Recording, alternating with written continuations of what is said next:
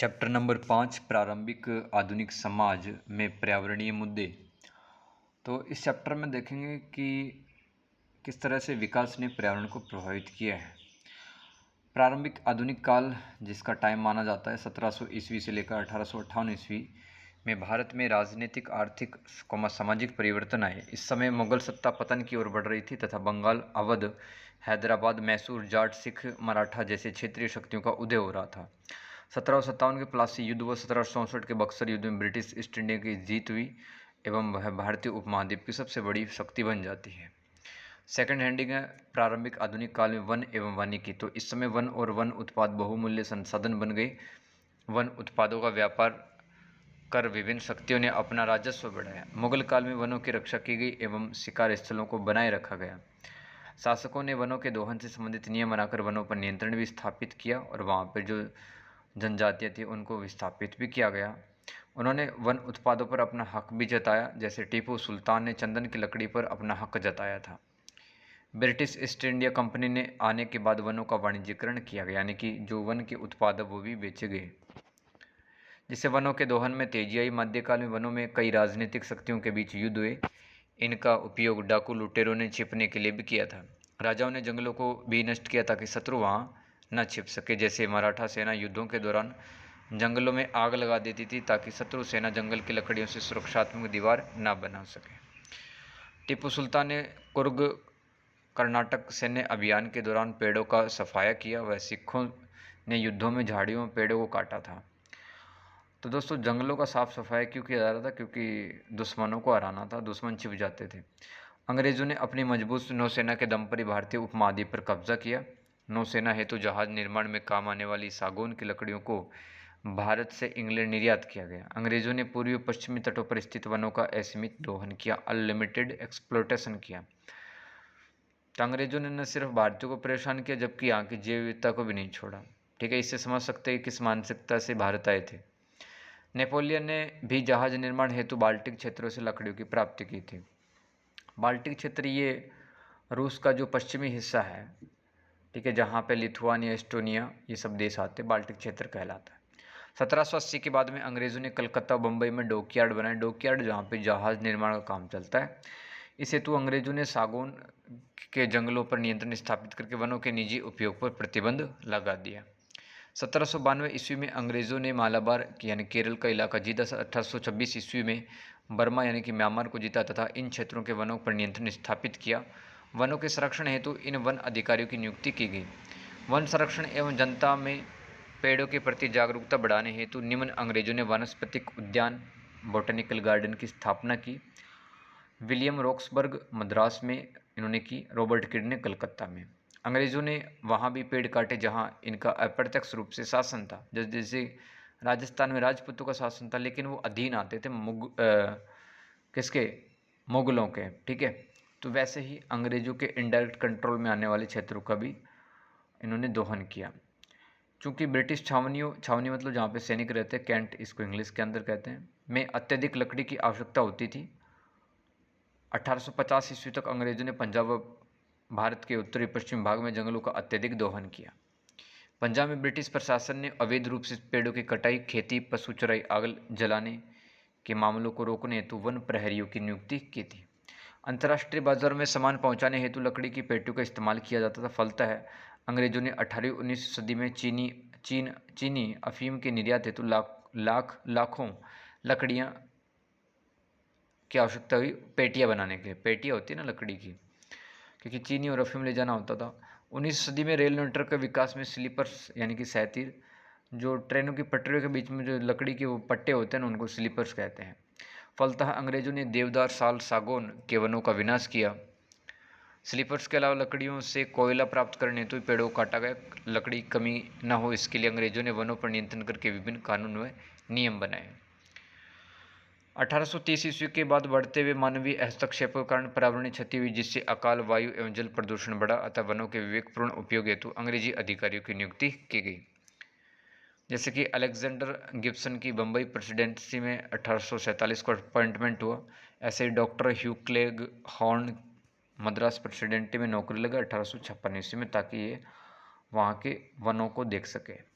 इन अधिकारियों ने वनों की रक्षा, कृषि हेतु जल की आपूर्ति सुनिश्चित करने, नदियों, बंदरगाहों में गाद की, गाद क्या होता है, नदी जो कचरा, जो पत्थर वगैरह लेके आती है, सिल्ट उसको कहते हैं, ठीक है, को हल करके झूम कृषि यानी शिफ्टिंग कल्टीवेशन में प्रतिबंध लगा दिया। वनों पर कानून नियम बनाने से वनवासियों के पारंपरिक अधिकार खत्म हो गए, इससे उनकी आजीविका प्रभावित हुई। झूम कृषि के अन्य नाम जैसे कि तमिलनाडु में कोथुकड्डू कहते हैं, कुर्ग यानी कर्नाटक में कुमरी कहते हैं। वनों के वाणिज्यिकरण के जरिए अंग्रेजों ने अधिक से अधिक राजस्व कमाया। चंदन की प्राप्ति हेतु चाय कॉफ़ी के बागानों की स्थापना की गई। लौह उद्योगों हेतु खनन किया गया। जहाज निर्माण हेतु वनों की लकड़ी का उपयोग, रेलवे में लकड़ी की आवश्यकता के कारण अंग्रेजों ने वनों पर एकाधिकार स्थापित कर लिया तथा जनजातीय समूह पर प्रतिबंध लगाए। अधिकांश जनजातीय लोग अपनी जमीन से दूर हो गए एवं उन्होंने कृषि अपना ली। फलतः अंग्रेजों को भारत के वन परिस्थिति तंत्र को बर्बाद करने हेतु जिम्मेदार ठहराया गया। 1855 ईस्वी में लॉर्ड डलहौजी एक मेमोरेंडम लेके आए जिसके तहत अब भारत के वनों पर सीधा नियंत्रण कंपनी का होगा, साथ ही वैज्ञानिक वानिकी से वनों पर नियंत्रण रखा जाएगा। इस हेतु डॉक्टर डिटरिस ब्रांडिस को भारत में वन संरक्षक कार्यकारी अधिकारी के रूप में नियुक्त किया गया। इन्होंने 1864 ईस्वी में राष्ट्रीय वन विभाग की स्थापना की थी और 1865 ईस्वी में वन अधिनियम बनाया था। ठीक है, डॉक्टर डिटरिस ब्रांडिस, ये इनको अधिकारी बनाया गया। ठीक है, और दोस्तों भारत में राष्ट्रीय वन अधिनियम 1865 ईस्वी में लागू हुआ ताकि अंग्रेजों का और ज़्यादा कंट्रोल बढ़ जाए वनों पर, भारत के वनों पर। जेम्स रेनल ने 17वीं सदी में बंगाल का भौगोलिक मानचित्र बनाया। 1802 ईस्वी में एक वृहत त्रिकोणमितीय सर्वेक्षण किया गया, इससे भारत के भूगोल के बारे में सटीक जानकारी मिल सके। तो एक ब्रॉड लेवल का ट्रायंगुलर सर्वे किया गया जिसके अंदर मतलब कहाँ पे जंगल है, कहाँ पे नदी है, कहाँ पे इनको काम की चीज़ें मिल सकती हैं अंग्रेजों को। तो इस ऐसा एक कोई मैप था। 1857 ईस्वी तक भारतीय उपमहाद्वीप का नक्शा तैयार कर लिया गया। इन जानकारियों की सहायता से कंपनी ने 19वीं सदी में भारत के प्राकृतिक संसाधनों की लूट की थी। कंपनी की इन्हीं शोषणकारी वन नीतियों के कारण भारत में विद्रोह होते हैं, जैसे कि संथाल विद्रोह जो कि 1855 से 56 के बीच में होता है। बिहार झारखंड का ये संथाल विद्रोह है, जनजातीय विद्रोह। इसका केंद्र भागलपुर बिहार था, विराजमाल की पहाड़ियाँ थी। विद्रोह कारण क्या था, संथाल जनजाति के लोगों का अंग्रेजों को जमींदारों को महाजनों द्वारा शोषण करना था। इसको लीड किसने किया था, इस संथाल विद्रोह को दो भाइयों ने, सिद्धो मुर्मू और कान्हो मुर्मू। स्थायी बंदोबस्त, भू राजस्व नीति, लैंड रेवेन्यू सिस्टम दोस्तों, इसमें परमानेंट सेटलमेंट आता है, एक टाइप है के आने से संथालों की ज़मीनें छीन ली गई व इन्हें बंधुआ मजदूर बना दिया गया। अंग्रेज़ों ने इनकी ज़मीनें छीनकर इन्हें ज़बरदस्ती कृषि करने पर मजबूर किया। फिर ये कृषकों की भांति ऋण जाल में फंसते रह गए। अतः संथालों ने संगठित होकर विद्रोह शुरू किया था अंग्रेज़ों के खिलाफ। निष्कर्ष में लिख सकते हैं, अंग्रेज़ों की दोषपूर्ण वन नीतियों के कारण पशु चारकों जो कि पशु चराते थे किसानों वनवासियों के पारंपरिक अधिकार खत्म हो गए। इसी के कारण आगे चल के भारत के अंदर द ग्रेट 1857 रेवोल्यूशन होता है। वन्य जीवन महाविनाश की ओर पड़ते हैं। 19वीं सदी से पहले सल्तनत काल और मुगल काल में भारत की जैव विविधता प्रचुर मात्रा में थी। हालांकि शासक अधिकारी जंगलों में शिकार किया करते थे एवं वनवासी जंगलों से अपना भरण पोषण किया करते थे, लेकिन इस नुकसान की भरपाई प्रकृति थोड़े समय में कर लेती थी। तो नुकसान तो होता था सल्तनत और मुगल काल में भी, जंगलों का, पेड़ों का, वहाँ की जानवरों का, लेकिन कम होता था। ठीक है, और रिकवर कर लेती थी नेचर। लेकिन अंग्रेज जैसे दोस्तों ज़्यादा शिकार किया जाने लगा और ज़्यादा तेज़ी के साथ में जंगल काटे जाने लगे। ओरिएंटल फील्ड स्पोर्ट्स नामक पुस्तक में टी विलियमसन लिखते हैं कि 1837 में राजमहल क्षेत्र झारखंड में शिकार क्रीड़ा कार्यक्रम आयोजन किया गया, जहां भरपूर मात्रा में बाघ, गैंडे, जंगली भैंसे, जंगली कुत्ते थे। फील्ड स्पोर्ट्स इन इंडिया नामक पुस्तक में जेजी इलियट लिखते हैं कि यमुना से कलकत्ता तक घने जंगल थे, जहाँ बाघ, हिरण, मोर, तीतर, बटेर, स्नाई पक्षी घुमा करते थे। अब कौन घूमता है, अब तो इंसान ही घूमते हैं, है ना। और वहाँ पर पर्यावरण बिल्कुल बर्बाद हो चुका है दिल्ली से कलकत्ता के बीच में।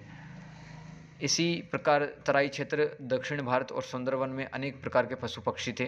अंग्रेजों के आगमन से भारत की जैव विविधता में काफ़ी कमी आई, क्योंकि 19वीं सदी में अनेक शिकार क्रीड़ाएँ आयोजित करवाई गई।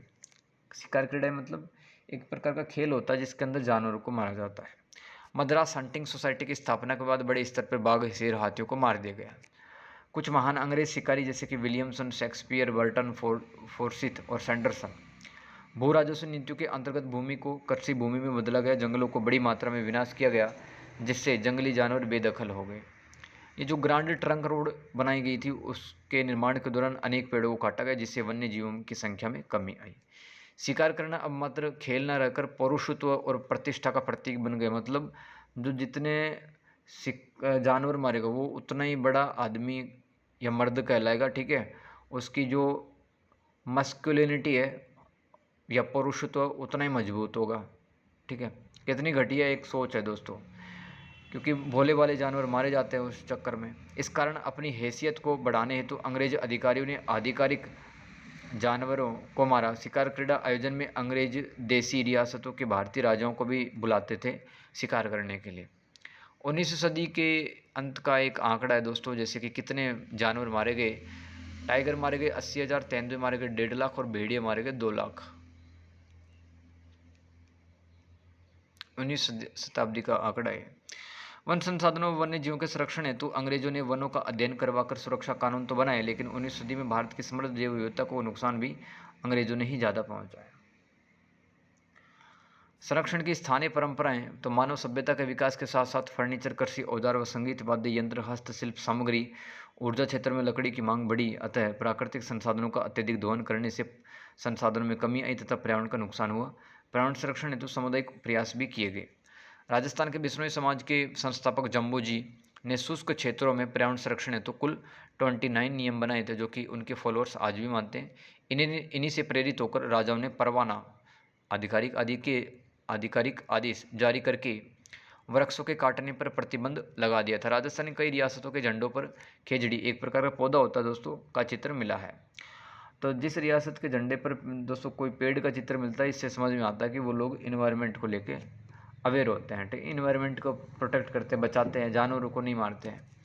पीपल, बरगद, बबूल जैसे पौधों का धार्मिक महत्व व आर्थिक महत्व होने के कारण इनको काटने पर प्रतिबंध लगा दिया गया व दंड निर्धारित किया गया। दोस्तों, लोग धर्म के नाम पर या फिर रीति रिवाजों के नाम पर जानवरों का और पेड़ पौधों का नुकसान करते हैं, ठीक है। अगर कानून बना दिया जाए, सज़ा दे दी जाए, जुर्माना, पेनल्टी लगा दिया जाए, तो किसी की हिम्मत नहीं होगी फिर जैव विविधता को फिर कोई नुकसान पहुंचा पाए। राज्य ने चारागाह भूमि पर नियंत्रण स्थापित किया, क्योंकि घोड़ों को, ऊँटों को, हाथियों को पर्याप्त मात्रा में घास उपलब्ध करवानी होती थी। राज्य बलपूर्वक भी सामुदायिक व निजी भूमि का उपयोग कर सकता था। जब सैनिक कूच किया करते थे, मतलब चलते थे पैदल, तब कई अभिलेखों के साक्ष्य मिले हैं कि किसान सैनिकों से कहा करते थे, भाई हमारे खेतों में मत चलो क्योंकि फसल नष्ट हो जाएगी। राजाओं ने किलों की रक्षा हेतु शिकारगाहों को घना करने हेतु बहुत सारे पेड़ पौधे लगाए उन्होंने, जैसे कि सिंध के राजा तालपुर मीर ने 1783 ईस्वी में काफ़ी सारे पेड़ पौधे यहाँ पे लगाए थे सिंध में। राजस्व वसूलने जब अधिकारी आते थे, जब राजस्वकर्ता इन जंगलों का उपयोग छुपने के लिए भी किया करते थे राजस्व अधिकारी। अकाल पड़ लेते, भारतीय उपमहाद्वीप में काफ़ी सारे अकाल नियमित रूप से पड़े हैं। अकाल कौन कौन से अकाल पड़े, जैसे कारण पढ़ लेते पहले तो फसल का ना होना, जल का कुप्रबंधन, प्रशासन की दोषपूर्ण नीतियाँ, वन अपरूपण यानी जंगलों काट देना और जलवायु परिवर्तन। 1765 से 1858 के बीच में बंगाल में 12 अकाल पड़े हैं।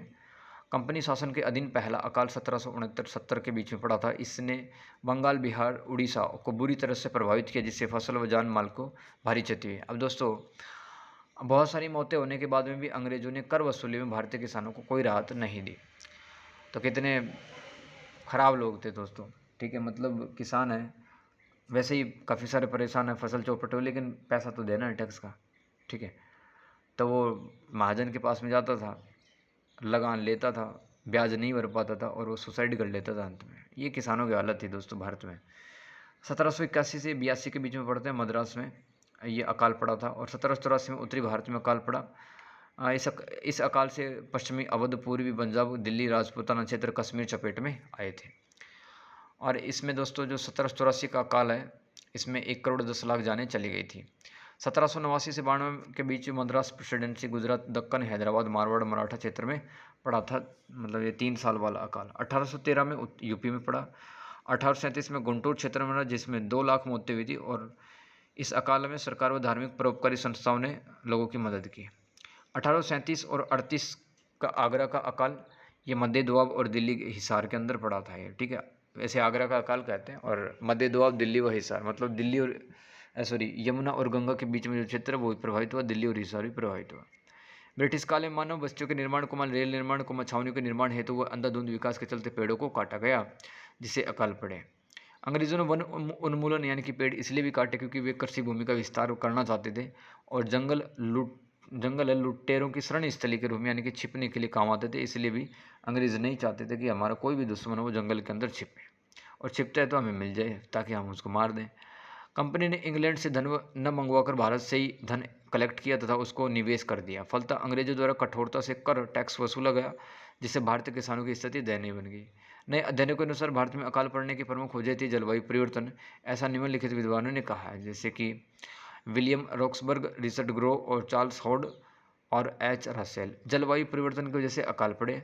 भारत के अलावा दोस्तों और भी जगह अकाल पड़े थे, जैसे कि कैरिबियन क्षेत्र, मध्य एवं दक्षिण अमेरिका और ऑस्ट्रेलिया और भारतीय उपमहाद्वीप। क्योंकि एक और जिम्मेदार थी, एक घटना होती है दोस्तों, अल नीनो दक्षिणी दोलन। ठीक है, अल नीनो दक्षिणी दोलन तो कभी और समझाऊंगा। अल नीनो दक्षिणी दोलन दोस्तों इसलिए होते हैं क्योंकि जलवायु परिवर्तन हो रहा है। तो अल नीनो दक्षिणी दोलन घटना की वजह से भारतीय उपमहाद्वीप, ऑस्ट्रेलिया, कैरिबियन क्षेत्र, मध्य दक्षिण अमेरिका में सूखा अकाल पड़ा था। ये चार विद्वान दोस्तों इन्होंने ये कहा कि जलवायु परिवर्तन के कारण ही भारत में अकाल पड़े। चार विद्वान हैं। अंग्रेजों द्वारा भारत में अकाल राहत के उपाय भी किए गए, जैसे कि अनाज को एक जगह इकट्ठा किया गया, जमाखोरी पर सजा कर दी गई, कुएं खोदने पर दंड दे दिया गया। 1769-70 ईस्वी में रॉबर्ट किड ने अकाल रोधी फसलें उगाई, तो जो सूखे में उग सकती है, ठीक है, जिसको पानी नहीं चाहिए होता, वैसी फसलें उगाई थी। रॉक्सबर्ग ने लोगों को अकाल से बचाने हेतु निम्न पेड़ उगाए, जैसे केले के पेड़, कटहल, ब्रेड फ्रूट, नारियल के पेड़, खजूर के पेड़ और ताड़ के पेड़। रोग या महामारी देख लेते हैं। समृद्ध प्राकृतिक विविधता से युक्त भारतीय उपमहाद्वीप में अनेक प्रकार के रोग फैले, जैसे कि प्लेग, कोलेरा, चेचक, मलेरिया, जिससे ब्रिटिश ईस्ट इंडिया कंपनी के अधिकारी और सैनिक इस जानलेवा बीमारी से पीड़ित होकर काफ़ी मर भी गए थे, है ना। अब देख लेते हैं, मतलब ये जो प्लेग बीमारी है दोस्तों 1812 और 1836 में फैली थी भारत में। गुजरात एवं सिंध 1812 में प्रभावित हुए। 1836 में जो प्लेग फैला वो मारवाड़ में फैला था, राजस्थान का हिस्सा, जिसमें जोधपुर ये सब जिले आते हैं। कोलेरा 1817 और 21 में बंगाल में कोलेरा फैला, जिसने कंपनी के अधिकारी को बहुत बुरी तरह से प्रभावित किया, क्योंकि दोस्तों उस टाइम पे कोई इलाज कोलेरा का नहीं था। 1817 और 21 के बीच में फैला था। मलेरिया, भारत में मलेरिया 19वीं सदी में फैला। इसका कारण उस समय पता नहीं चला था। प्रारंभ में स्थानीय निवासियों के अनुसार मलेरिया जानवरों की लाश, सड़ने गलने, पत्तों की वजह से होता, लेकिन अंग्रेजी अधिकारियों ने भारत के दलदली उष्ण कटिबंधीय क्षेत्रों का अध्ययन किया था। अब देखो ये जो मलेरिया है दोस्तों मध्य भारत, मद्रास प्रेसिडेंसी और राजमहल की पहाड़ियों के बीच में फैला था, है ना। आगे चलते हैं। सर्वप्रथम 20 अगस्त 1897 में रोनाल्ड फस ने मलेरिया का कारण बताया कि यह मादा एनोफ्लीज मच्छर के काटने से होता है। एक फैक्ट है दोस्तों, 20 अगस्त 1897 को बताया था, किसने? रोनाल्ड फस ने। क्यों होता मलेरिया, ठीक है, याद रखना। चेचक बीमारी भारत में हुई है। बंगाल व उत्तर भारत के लोग चेचक रोग को शीतला माता से जोड़ के देखते थे। चेचक रोगी के आए हुए बुखार को शीतला माता ही शीतल यानी कि ठंडा कर सकती है। 1769-70 में बंगाल में चेचक से काफ़ी लोगों की मृत्यु हुई, जिसमें शरीर पे काफ़ी दाने दाने हो जाते हैं और दानों में दोस्तों दाने थोड़े से बड़े होते हैं, उन्हें पानी भर जाता है, घाव हो जाता है और वो जख्म बन जाता है। चेचक उन्मूलन के सर्वप्रथम टीके का विकास एडवर्ड जेनर ने 1796 ईस्वी में किया था। ये आपके लिए एमसीक्यू टाइप का सवाल है, ऐसे ही मैंने आपको बता दिया नॉलेज के लिए। एडवर्ड जेनर ने पहली बार वैक्सीन बनाया था 1796 में चेचक रोग को ख़त्म करने के लिए। कंक्लूजन पढ़ लेते हैं। डेविड असोल्ड के अनुसार अंग्रेज जंगलों के अर्थव्यवस्था के रूप में मानते हैं, क्योंकि जंगल है दोस्तों काफ़ी सारे प्रोडक्ट है वो देता भी है, शहद देता है ना, तेंदू के पत्ते है ना, और छाल, ये सब है। इसको बेच के अंग्रेज पैसा भी कमाया अंग्रेज़ों ने। इसलिए कृषि भूमि के विस्तार हेतु वनों का विनाश किया गया, जिससे उनका सामना विभिन्न बीमारी से हुआ। जंगलों में जनजातीय लोगों में इन रोगों के प्रति अत्यधिक प्रतिरोधक क्षमता पाई जाती है। अब दोस्तों वैसे हम जैसे शहर के माहौल के अंदर रहते हैं तो खांसी जुकाम बुखार कभी भी हो जाता है, लेकिन जो जंगलों के अंदर रहते हैं उनकी जो इम्यून पावर है वो पहले से ही स्ट्रॉन्ग होती है, वो लोग ज़्यादा बीमार नहीं पड़ते हैं। ब्रिटिश सेना जब मद्रास प्रेसिडेंसी के 2 क्षेत्रों रामपा एवं गर्डम या गुर्डम की पहाड़ियों में अभियान के लिए जाती है तो सैनिक बीमार पड़ जाते हैं, लेकिन समय के साथ इन लोगों का इलाज ढूंढ लिया जाता है। जल संसाधन और पढ़ लेते हैं। ब्रिटिश काल के पहले से सिंचाई के साधन कुएं, तालाब, कुंड, नहरें थी। अंग्रेजों ने भी पुरानी नहरों की मरम्मत तथा नई नहरों का निर्माण करवाया। अब देखिए रावी नदी के तट पे हंसली नहर बनवाएगी। निर्माणकर्ता अली मर्दान खान थे, शाहजहाँ का इंजीनियर था। और सिख शासन के दौरान हंसली नहर से एक शाखा निकाली गई, जिससे अमृत बक्सर के स्वर्ण मंदिर में जल आपूर्ति सुनिश्चित हो पाई। 1744 ईस्वी में व्यास नदी पर शाहनगर का नहर का निर्माण किया गया। और दोस्तों फिरोज शाह तुगलक, जो तुगलक वंश का एक राजा रहा है, नहरें बनवाने के लिए काफ़ी फेमस भी रहा है, जैसे कि रजीवा नहर, उल्लुग खानी नहर और फिरोज़ाबाद नहर इसने बनवाई थी। जो मतलब दिल्ली से हिसार वगैरह तक पानी जाता था, दिल्ली से हिसार, है ना, नहरों के माध्यम से। अकबर ने हिसार तक पानी पहुंचाने वाली नहरों को अधिक गहरा साफ मरम्मत कराने का आदेश भी दिया था। 1817 और 20 में GR ग्लेन ने भारत में नहर तंत्र को सुधारा और रोहिलखंड व देहरादून घाटी में बांधों व नहर तंत्र को सुधारा गया। आगे चलते हैं। मोहम्मद अबू खान द्वारा काली नदी पर बनाई गई नहर को अंग्रेजों ने ठीक करवाया। 1849 ईस्वी में बारी दुआब, जो कि पंजाब पाकिस्तान में पड़ता है, में बहने वाली नदियों को सुधार कर सिंचाई व्यवस्था शुरू करवाई गई। 1801 ईस्वी में तंजौर में कावेरी नदी के तट पर पालार एनीकट मतलब छोटा बांध को सुधार किया गया अंग्रेजों के द्वारा। इसे चोल राजाओं के द्वारा बनाया गया था। 1834 ईस्वी में सर आर्थर कॉटन द्वारा पालार एनीकट का रिपेयरिंग करवाया गया था, है ना। प्रमुख एनीकट या बांध देख लेते हैं। गोदावरी नदी पर एनीकट 1844 ईस्वी में बनाया गया। कृष्णा नदी पर 1852 ईस्वी में बांध बनाया गया। बांध या एनीकट एक ही बात है दोस्तों। पेनार, जो कि पेनार बांध, पेनार नदी पर बांध 1855 ईस्वी और पालार नदी पर बांध 1855 ईस्वी। गंगा नदी पर भी नहर बनाने का प्रोजेक्ट 1836 ईस्वी में शुरू किया गया था। जॉन केल्विन ने हरिद्वार से कानपुर तक 350 मील की नहर का उपयोग शुरू किया था। लॉर्ड नहर का निर्माण कह सकते हैं। लॉर्ड डलहौजी को भारत में लोक निर्माण विभाग यानी कि पब्लिक वर्क डिपार्टमेंट बनाने का क्रेडिट दिया जाता है लॉर्ड डलहौजी को। अब एक आपके जनरल नॉलेज के लिए ऐसे बता दिया कि जो प्लेग नाम का जो डिजीज़ है वो जीवाणु यानी कि बैक्टीरिया के द्वारा होता है, और मलेरिया वो परजीवी यानी कि पैरासाइटिक जीवों के द्वारा फैलता है। कोलेरा विब्रियो कोलोरी नाम के बैक्टीरिया से फैलता है। चेचक है वो विषाणु यानी कि वायरस जनित रोग है, वायरस से फैलता है चेचक, ठीक है। तो इस तरह से ये मैंने आपको चैप्टर कंप्लीट करवा दिया, चैप्टर नंबर 5। यहाँ से सवाल पेपर में आप देखोगे तो इसको याद करना, है ना। प्रारंभिक आधुनिक समाज में पर्यावरणीय मुद्दे। Thank you and God bless you.